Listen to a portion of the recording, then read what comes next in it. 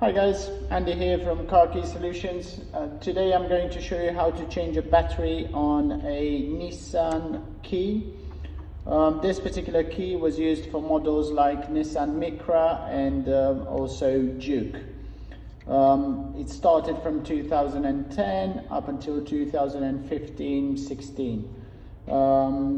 You have here the 2-button key.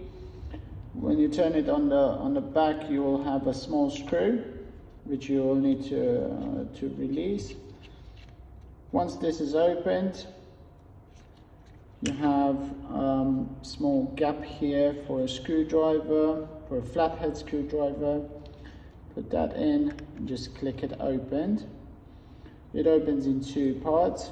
You have the motherboard with the key, and then you have the battery on the back of the case. For the battery, you'll just need to use a small flat screwdriver to pop it out.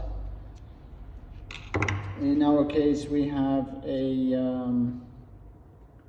CR1620 battery. When placed back in, you'll need to make sure that you put the positive side of the battery towards the back of the key.